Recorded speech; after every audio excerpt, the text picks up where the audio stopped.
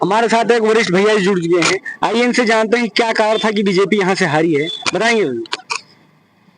अयोध्या वालों के लिए योगी जी ने कुछ किया नहीं है। नहीं, इतना विकास किया आपके यहाँ। विकास उन्होंने अयोध्या का किया है, जनता का नहीं। जी हाँ, नहीं अयोध्या का विकास होगा तो क्या जनता का विकास नहीं होगा? कैसे होगा जब नया घाट से लेकर के आप टीडी बिहार तक देखिए कितने दुकानदार परेशान है, और ऐसा कोई दुकानदार नहीं जिसने 10-20-50 लाख रुपए खर्चा करके दुकान न लिया हो। तो मुआवजा भी तो दिया होगा ना 1 लाख रुपए, 1 लाख रुपए में क्या होता है? 10 फीट जमीन मिलती है, कहीं नहीं मिलती है जी।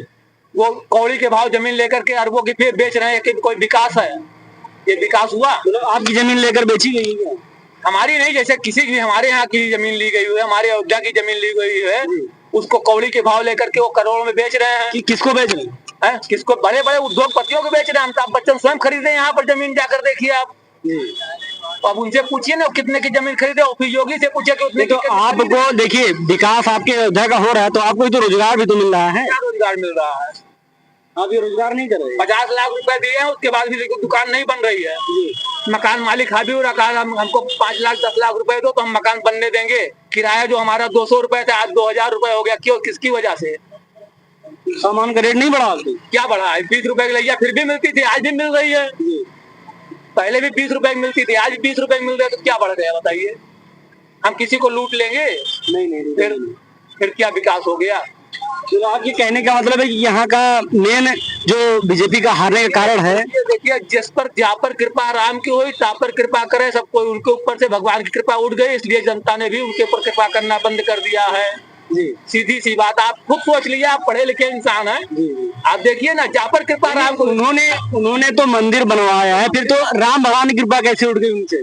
उड़ जाएगी जो, क्योंकि उन्होंने जनता को परेशान किया। जी, भगवान ये थोड़ी कहते किसी को परेशान करके तुम्हारा काम करो।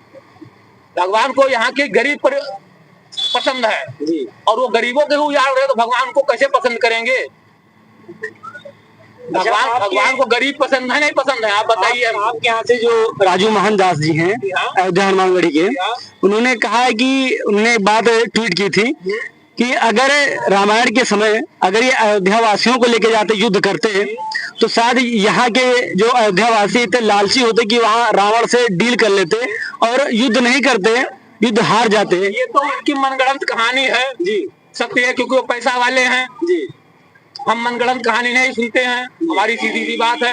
उन्होंने अयोध्या वालों के लिए कुछ भी नहीं किया है। आप पता कीजिए, हर एक दुकानदार से पता कीजिए दुकानदार कितने परेशान होकर के अपनी दुकान को बचा पाए, तब आज वो कमा रहे हैं।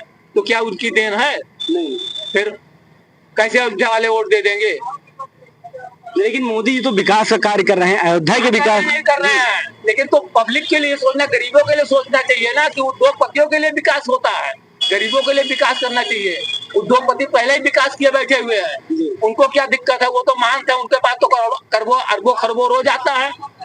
और गरीब, किसी दिन किसी गरीब से पूछे कि तुम क्यों परेशान हो, या उनकी जितनी जमीनें थी वो बिना पैसा लिए बनवा दिए हैं, गरीब को दे दिए कि हाँ जाओ तुम रहो, जो किराया देते थे वही दो, या तुम बनवा लो। जैसे ही मकान टूटा वो तुरंत हावी हो गए, छूना मैं नहीं रे, 50,000 रुपया 1 लाख रुपया 10 लाख रुपया दो तब इसको छूना, और उसके बाद किराया 500 से 50,000 हो गया। कौन जिम्मेदार होगा उसका? कौन जिम्मेदार होगा? 1 लाख रुपए में पूर्ति होती है? नहीं होती। फिर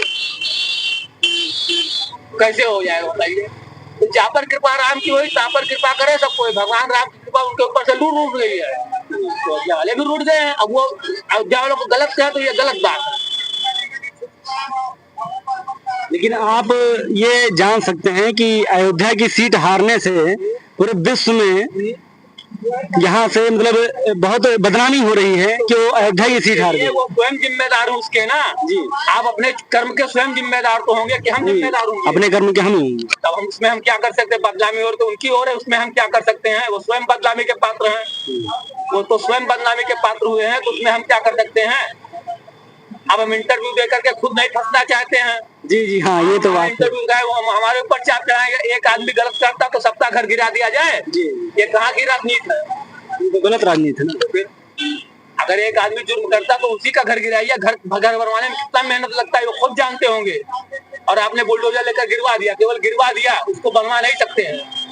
किसी का उन्होंने बनवाया हो तो बताओ, मैं ऊपर से केवल लीपा पोती कर दिया, हाँ बन गया।